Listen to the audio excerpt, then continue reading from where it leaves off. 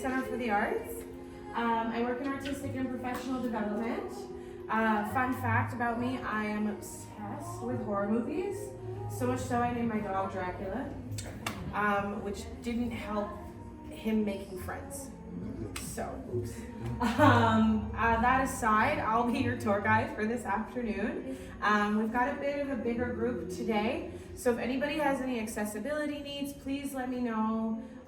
We do have an elevator that reaches all 3 floors, so if you want to take the elevator, we'll wait for you. And then on each floor, there's bathrooms as well, so if you do need to take a bathroom, just flag me. You don't have to ask me, just flag that you're gonna go, so I don't leave you stranded on a level, you know? All right, great. You who are anybody give me a hand on how many here are familiar with Nia Centre and the history of it? Nia Centre babies, I love this. Okay. So essentially, Nia Centre for the Arts was founded through the Youth Challenge Fund during the Year of the Gun. So essentially, the organization was founded in a way to help youth navigate out of gang violence and everything that was happening during 2009. Youth are at the center of everything we do essentially. So you'll see some really important parts of the building and really cemented into the fact that youth are at the heart of everything we do. But to start, this is our lovely lobby area, as you folks can see. This area was essentially designed in a way where it's supposed to feel like home. So I don't know how many of you are City of Toronto natives, but we're seeing a loss of space in the City of Toronto and those gargantuan condo buildings, but even coffee shops are removing chairs out of their space. There's no space for people to connect, sit, and talk. I'm a 90s baby, and I remember, pulling up to Starbucks after school to sit and talk with my friends and kiki, and now there's no chairs nowhere. So this space is essentially really thought out in terms of being able to have youth, artists, community members come in, sit, engage with each other, talk, charge your phone, relax, that kind of vibe. The lovely brown, banister that you'll see here is based off of the baobab tree, which is the tree of life in Western Africa. That's what it's based off of. And then all of the coloring that you see here, the yellow, the gold, the brown, the orange, it's very rooted in Afro-diasporic culture. So on this side over here, Nia Centre, we really try to advocate for it to be a gathering space, a space for you to enjoy art. If you're an artist, a space for you to create, but also a space for you to be able to connect with your community, to make friends. Oddly enough, in a world where everyone is at your fingertips, we're really isolated. So this area is our bar area. I would also like to say that we have some of the best caterers that we have. So if you ever see an event at Nia Centre, we got food. And the food is awesome every single time. For example, we had Homecoming, which was a beautiful event where we understand that artists seldom, especially Black artists, seldom in their lifetime receive their flowers. So we said bump that, and we created a floral activation for artists to actually receive their flowers. And then we had a tiny guest style performance upstairs, and the lovely bar food was catered by King's Catering, Chef Dion. If you're looking for a caterer, it's Trini style Caribbean food. Bussin'.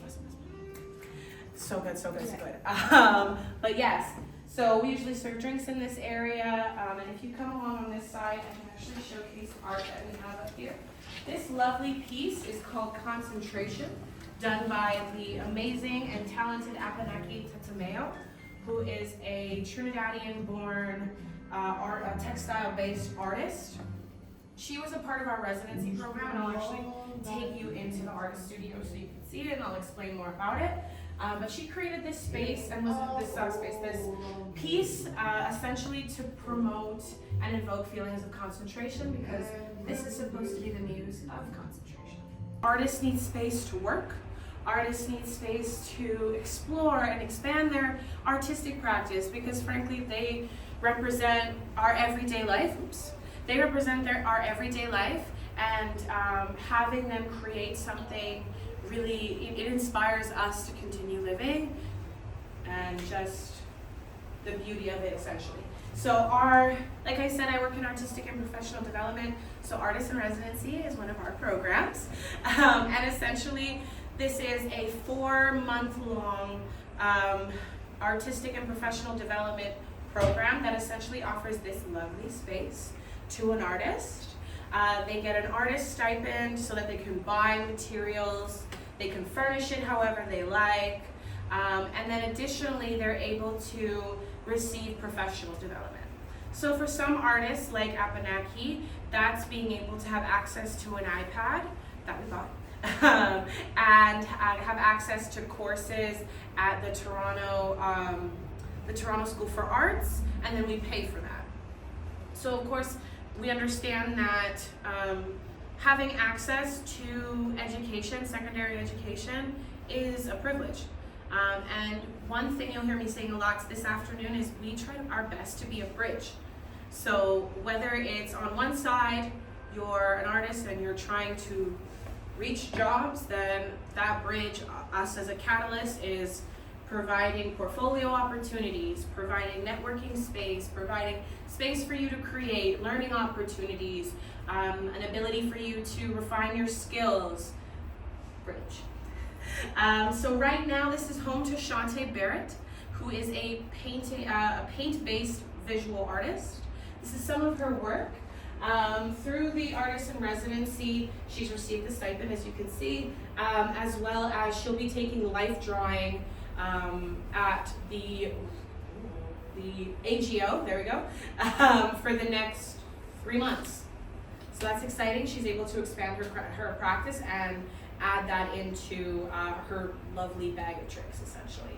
So I know that a lot of you aren't aware so much of what Nia Centre does, but we are multidisciplinary. You will see a lot of visual art stuff, but we are multidisciplinary. So if any of you folks are artists, if any of you folks are thinking of being a part of the Nia Centre community, if you are an artist, practicing artist, flag me, talk to me.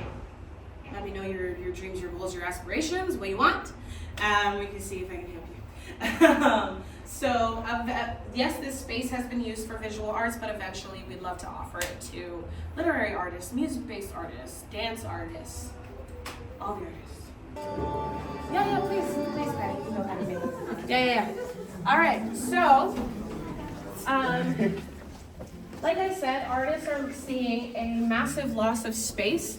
So everything throughout this building was thought of in a way where, okay, how do we provide artists with a space to showcase their work? Because in order for you to get work, you have to showcase your work. But in order for you to showcase your work, you have to get work. Yeah. It's a giant catch-22 that makes absolutely no sense. So essentially, these lovely walls here are our gallery walls. They're on our main floor and our second floor. And essentially what we will eventually be able to do is have artists come in and exhibit their work here. As a Black arts organization led by fabulous Black women, fabulous female identifying women, and fabulous Black men, as you can see, we have an intimate understanding of the creative Black artist process and how beautiful and meaningful their work really, really is. And understanding that when you're trying to get exhibition money and you're trying to pitch an album or something, some of these funders that don't look like you and me don't understand the importance of it and don't see why they should fund it. At Nia Centre, no, it's important. You're a Black artist, your work belongs on the wall, put it up. Yeah. So this is one of my favorite rooms. You guys will see soon why. Please come in.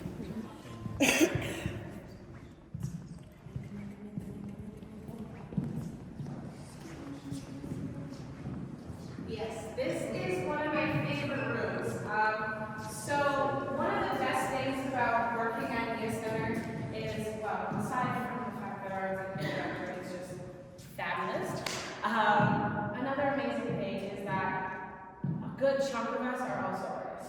I'm a music-based artist, I'm a neo-soul singer, and I have a background in sound engineering and performance art. And for me, this made me cry because for a very long time, a music-based artist, I guess we were the lovely centerpiece of a lot of performances, a lot of showcasing of art in Toronto.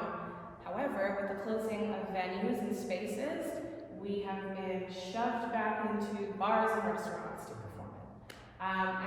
And it's hard because one, the space is so small, and if you're relying on ticket sales and you can only sell, let's say the bar has a capacity of 50, which means you can only have 30 people in there realistically, and then 50% drop off rate for tickets. I mean, if you're not Beyonce, most of us aren't realistically, then that means that you're cutting off a really good chunk of income for artists to be able to support themselves and to be able to create art.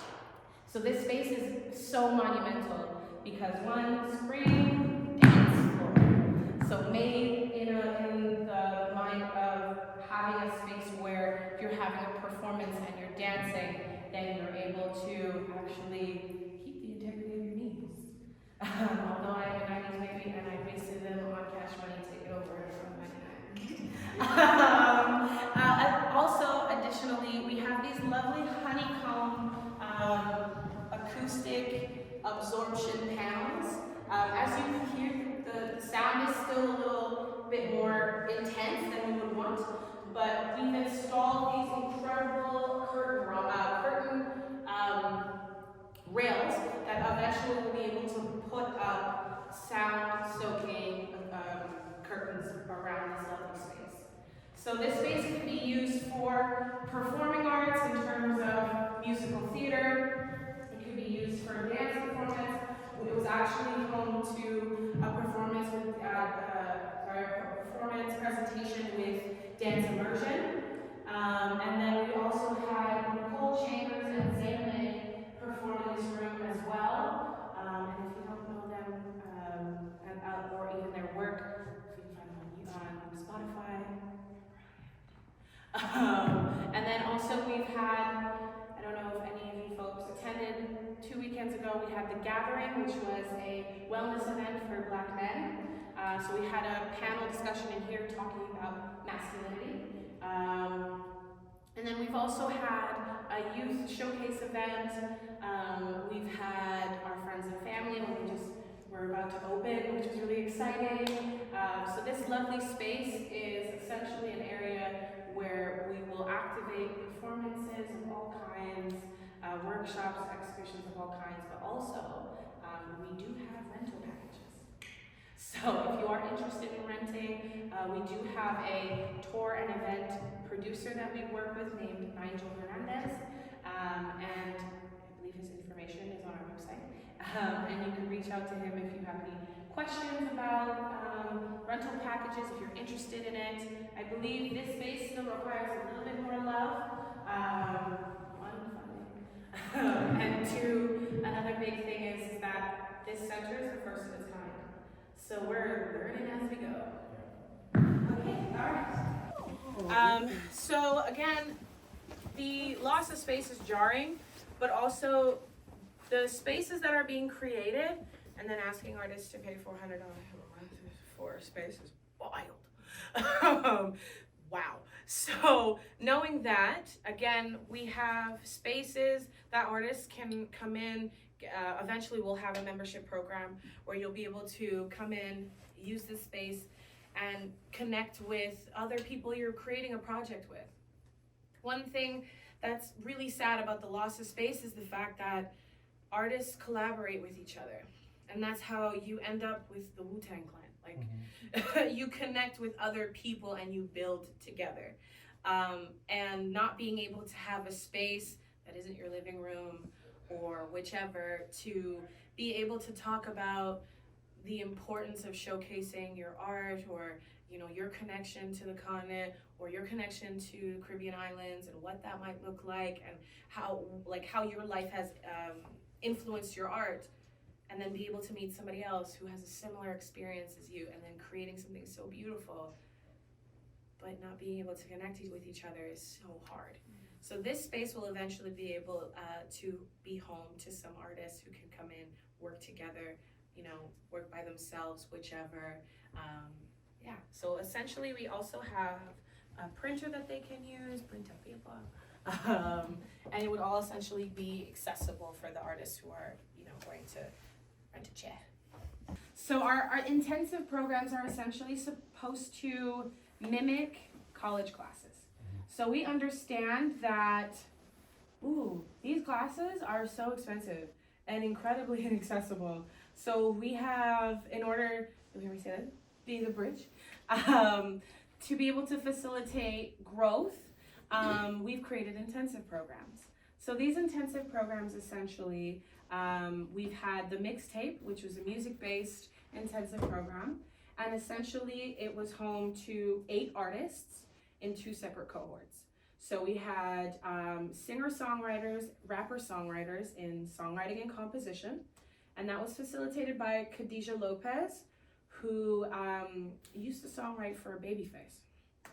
And then we also had beat making and production, which was facilitated by Nate Smith, who is a Juno award-winning producer. So you'll also hear me saying things like that a lot, because what we try to do is, one, we're reaching out to artists to facilitate these programs, to provide them with a job, but also additionally, we want to make that connection. It's really hard to meet people in any industry, to connect, and being able to connect with someone who's already won a Juno, connect with someone who knows Babyface. It's really helpful because, one, you're able to connect with somebody who's probably where you want to be, so you can have a conversation on how did you get to that point? Can you help me get to that point? What does that look like? And a lot of our artists, I'm really proud to say, have built connections with these people and have built projects with them too. So for example, in our mixtape program, in that program, it was roughly 12 weeks of intensive learning. So these artists were creating songs, understanding the nuances of creating lyrics, the difference between your lyrics and your melody and how to sync those two up, your pacing, your vocals and how that can affect your song and what you're trying to convey. And then also we understand that collaboration is a huge part of it, and we need to teach artists how to do that, and do that positively and in a space that is safe. So we essentially took the beat making cohort and the songwriting cohort, and we told them, okay, so choose each other. And one of them, would choose the other, and they created a song. And then once it was fully recorded, it was mixed and mastered by Nate Smith. And then that song was given to both artists. And then the performer was able to perform the song at the album release party. You can actually listen to the album on our website at niacentre.org in the Artistic and Professional Development for Artists tab. Hi. Hey. Hi. Oh my God, I love your hat. Oh, I love it. Okay. Yeah, it's really nice. Okay, so yes, in that specific program, one thing you'll notice that is very much applied to every intensive program is it's learn, create, portfolio. So you get the information, you do it, and then you pop it into your portfolio. Because we understand, again, in order to get a job, you have to show your work. But in order to show your work, you need to have had a job. So it's such a funny, it makes me laugh every single time. So in this specific space, you'll see home to many of books, but this space was also home to the Writers Forum, which was a literary-based intensive led by the incredible Whitney French, and she helped them understand how to build their literary practice within the Canadian literary sector. And in these programs, we try our best to pair these artists with other industry professionals. So we actually paired those artists up with Elham Ali, who is a publicist. And then we also paired them up with Alicia K. Harris, who's a screenplay writer. So also understanding as an artist, you you kind of low-key have to know everything in your discipline, which is a lot to expect, but you know what? We can do it. But essentially, we try our best to provide them with as many tools as. So this lovely space is our kitchen. It's fully equipped with a stove, air fryer, pots and pans, all that good stuff. But that's not like the pièce de résistance of our kitchen, our kitchen area. The most beautiful part about it is we have a food program called Too Good To Go, that we have food donated by Second Harvest. So essentially, this food is donated to us from this lovely program where the food isn't bad, it hasn't spoiled or anything, but it's not necessarily available or should be available for people to buy at the grocery store. So in this program, we have a truck that comes every Tuesday. And essentially, our lovely program manager, Ikram, who is our youth program manager, has created this incredible food-based program. And our artists in our community are all in a roster. And every Tuesday, we send out a little email blast that says, hey, we have pears, tomatoes, cucumbers, turkey, for you to come in. And essentially these artists, they'll bring in their lovely reusable bag and they'll get some food. This is such an amazing program, especially during a time where inflation is at an all-time high and food scarcity it's wild. So being able to provide this to our artistic community is so beneficial so that they can go off and worry about more important things, like collaborating with a dope artist or creating the next John Baptiste kind of moment, you know? All right, we have a program called the Pull Up that is open to youth from, I believe, 12 to 18. And essentially, like again, I said, the spaces are closing. Where do they go, right? Come here. And this lovely space is the youth hub. So they can come down here, and Falona will on Fridays make a killer meal. I think actually one time they had made macaroni pie. What else? They've made jerk chicken, fried chicken. They've made all kinds of food. My waistband is stressed. And in this specific area, it's been home to the Pull Up. It's been home to youth-based programs, essentially, for after school. Sometimes it's been open for conversations with the youth, but essentially it's their space. It's their space to learn about the arts. It's their space so we can foster an appreciation of the arts in them, so that they can learn and expand and grow in that area. Sometimes, when you're a little hike and you have that one moment where you see an artist on MTV, if MTV still played music videos. I just aged myself. I'm sorry. We got you. Thank you. They still play music videos, and you fantasize about being the next Prince. This is a space where Faluna will teach you all the beauties about performance art, about acting, about photography. Every Monday through Friday, Falona, the lovely person, creates a curriculum essentially that touches on a multitude of different disciplines to really be able to share that with the youth. Because you don't know, we could have like the next Michael B. Jordan in here. No.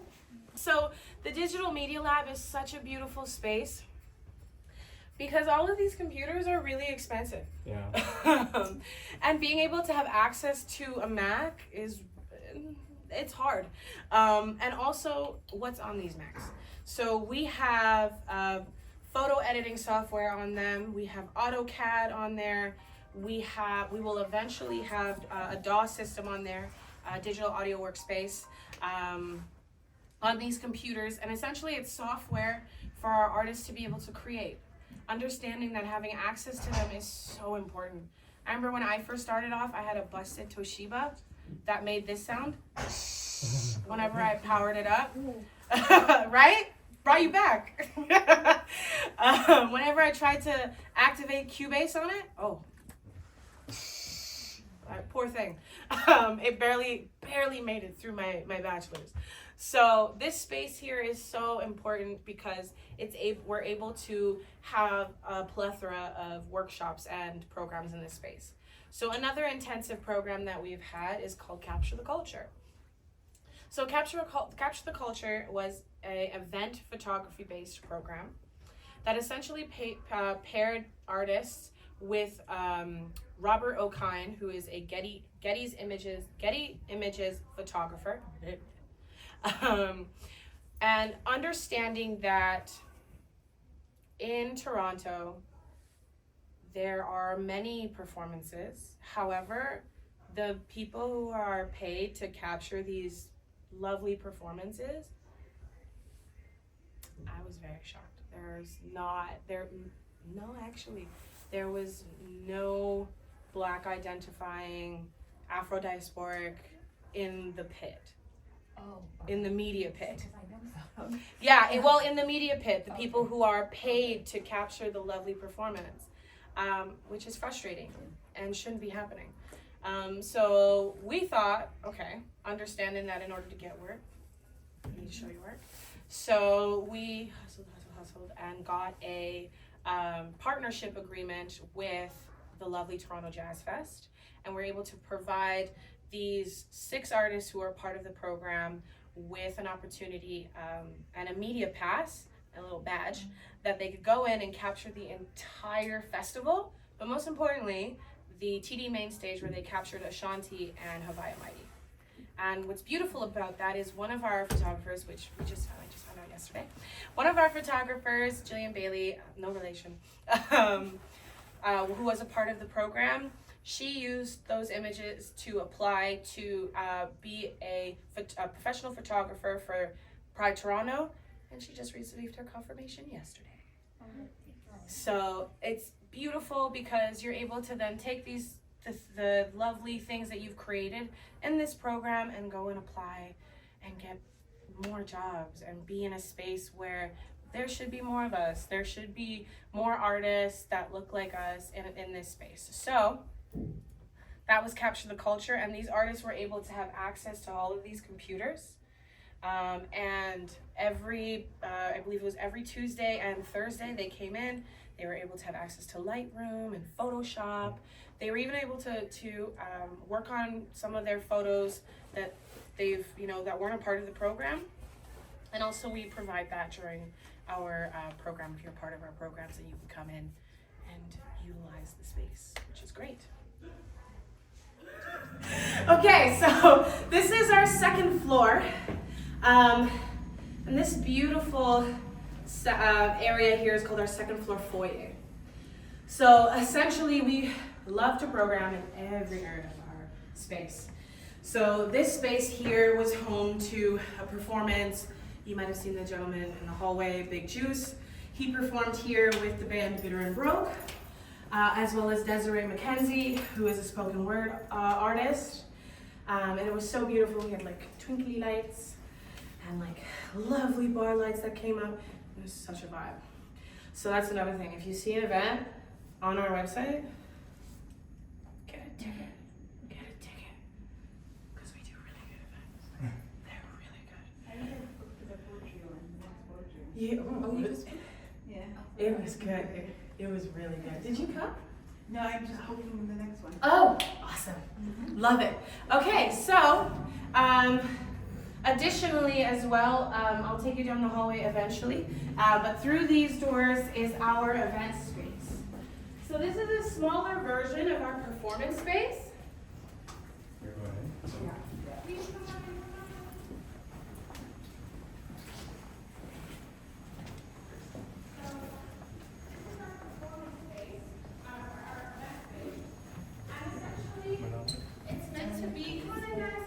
It's meant to be bare, to be able to essentially not only for us to have a space that we can envision a million different things in here, but also if you're interested in renting it, there's not it's like a blank canvas. So you can transform this space in a million different ways, and trust me, I've done it. You have a couple of pod lights in the corner, turn them purple and blue, and you have this beautiful blues kind of feel in here. We've actually had 3 performances in here. We've had a poetry night. We had lovely golden and brown lighting in this beautiful room. And like we usually activate, we have some sort of activation here, a centerpiece of it.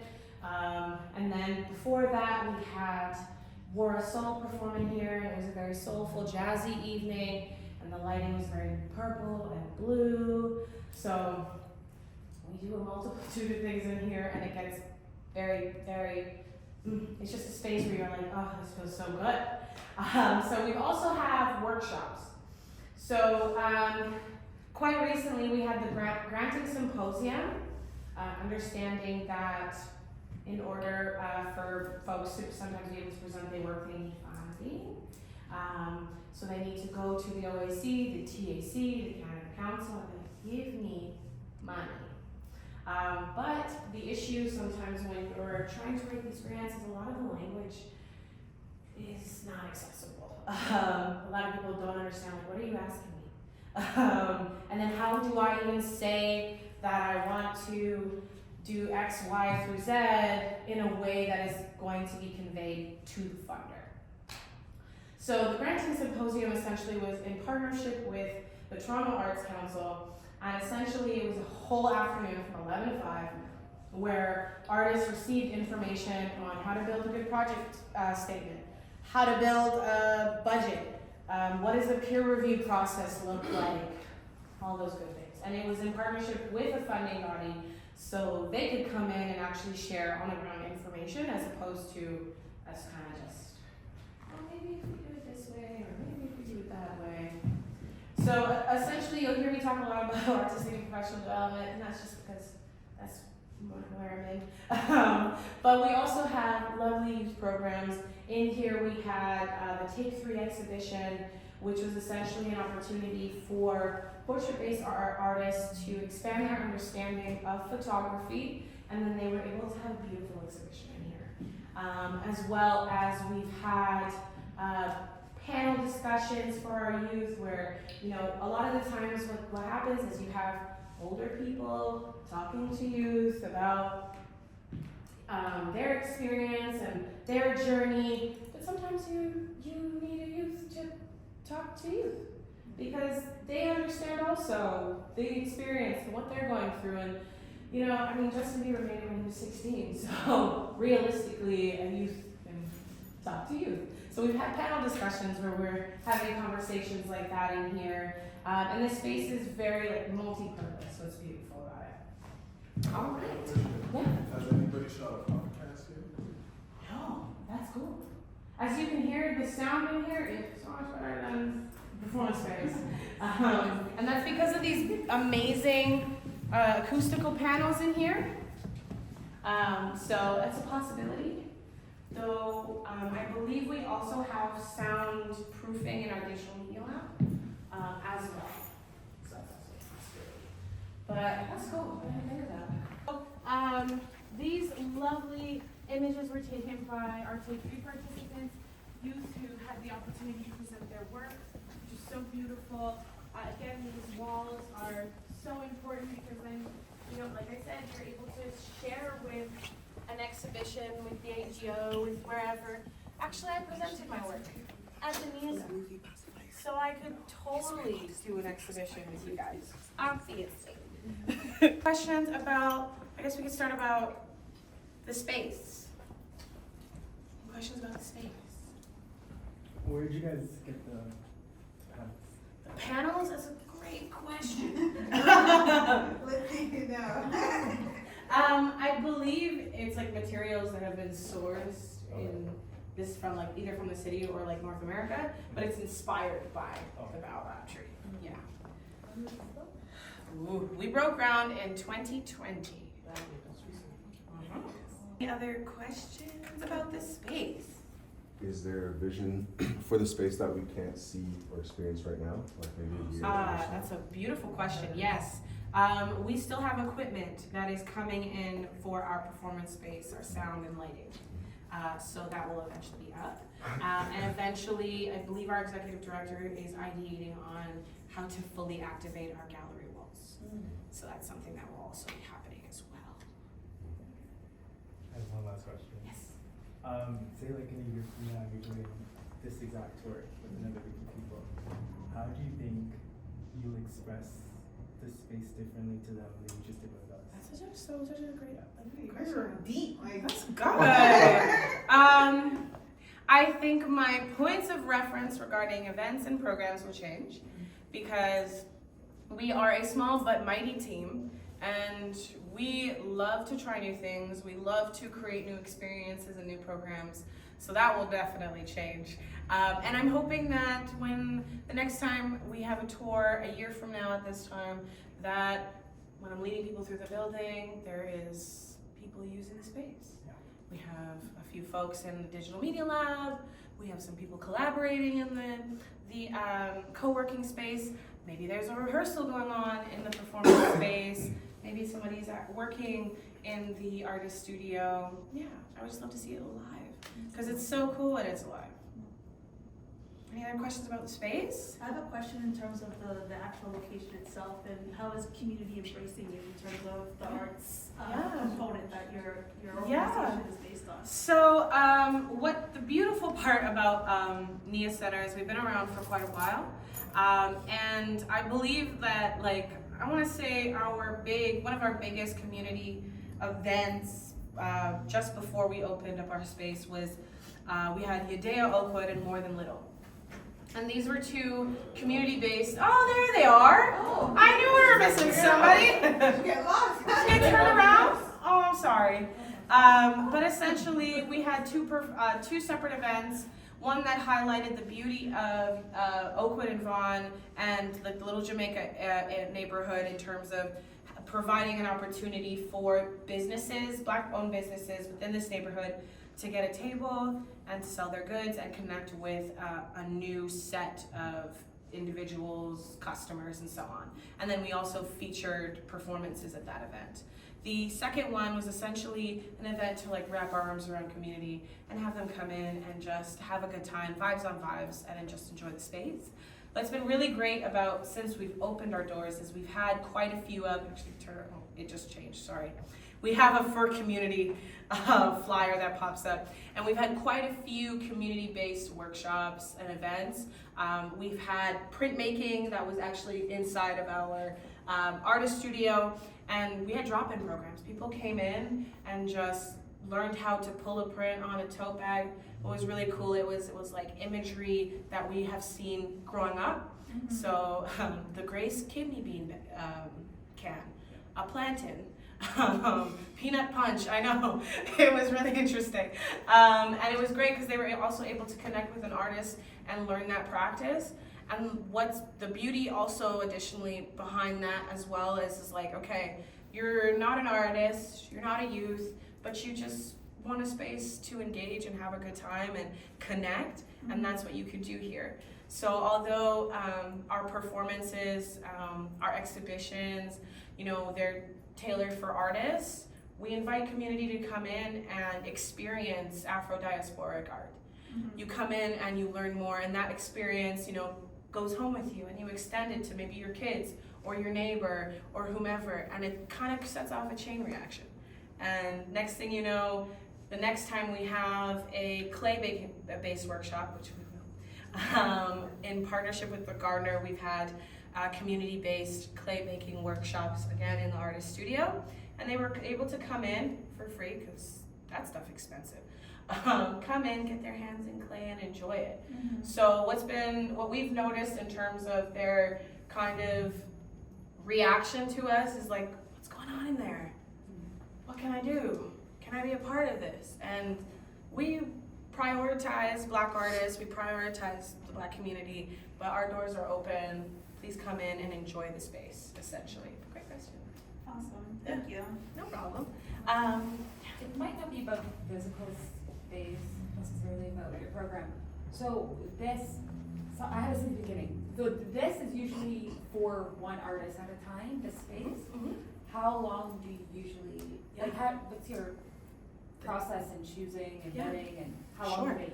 So we have started off with a pilot program. Yeah. Because we did just open our doors in November.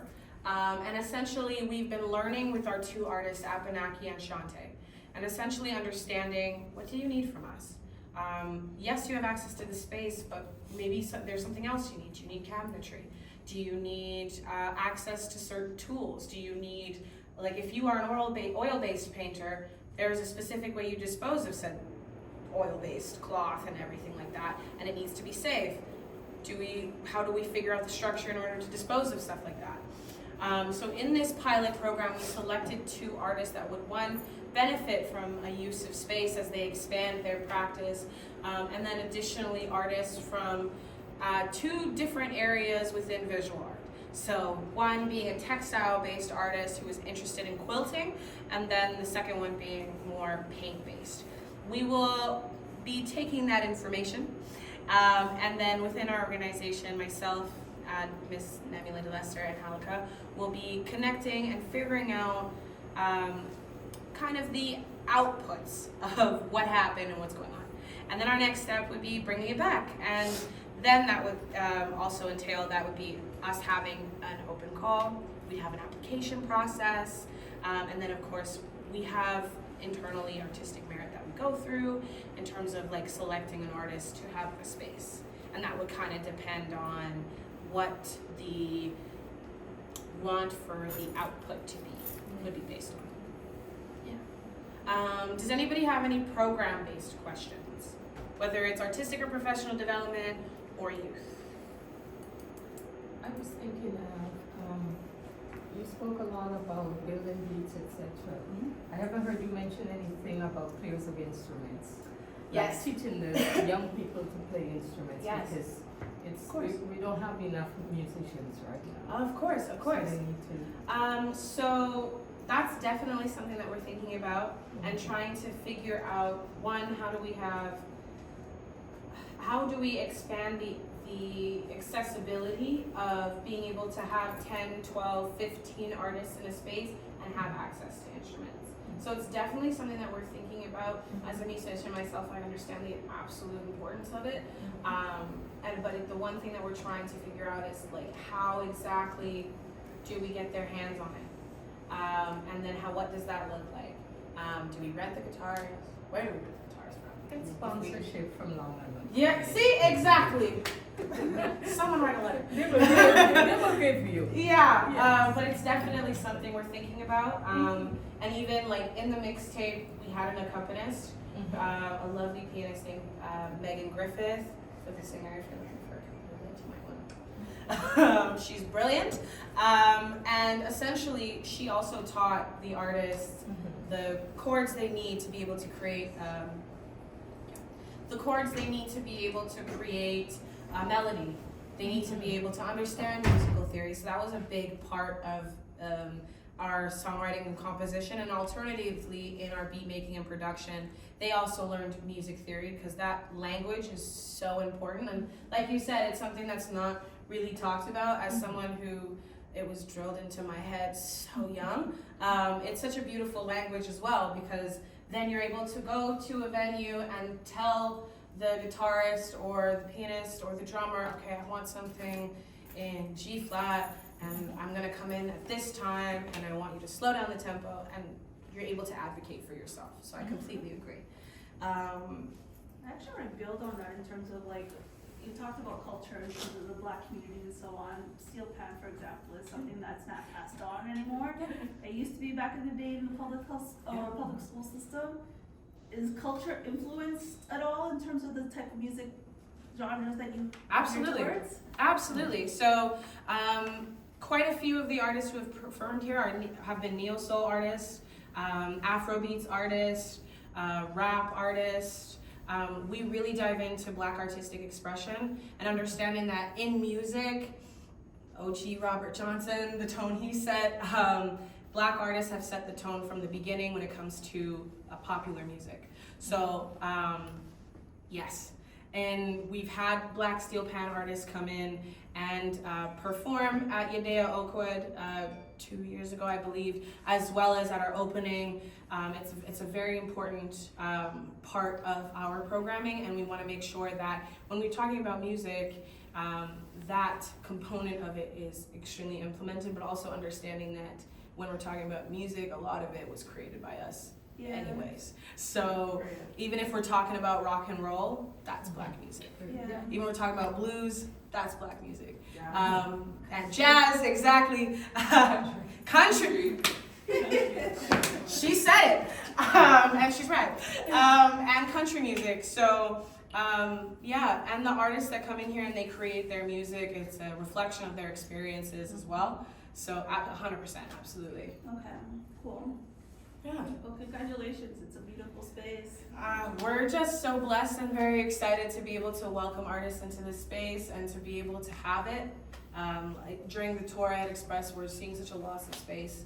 So being able to have it and to say to you folks like, yeah, so we're having an event on this day and you can come in and the food is free and you can enjoy yourself. As I was sharing with the tour folks, we do, like I said, have quite a few events. Please, please, please sign up for our newsletter on our website. Check our Instagram. If you see an event, sign up. You will not be disappointed. The food is always bussin'. And the vibes are immaculate and you're able to connect with other people, build community, and then also just take in beautiful art. So yeah, any other questions? So are you guys open to ideas for like workshops or? Yeah, absolutely. Love to hear stuff like that, absolutely. If you have a concept that you're interested in or you would like to share or you're a facilitator yourself and you would like to get involved, email info@niacentre.org, and depending on the ask, you will either be sent to the person who's sitting here, Sanique Walters or Ikram, who is a part of the youth team, or myself, who is a part of artistic and professional development. So absolutely, send us all the things. Final question, what about this rental space? Yes. How do you go about it? So we do have a rental packages that I believe we are either working on or have been implemented.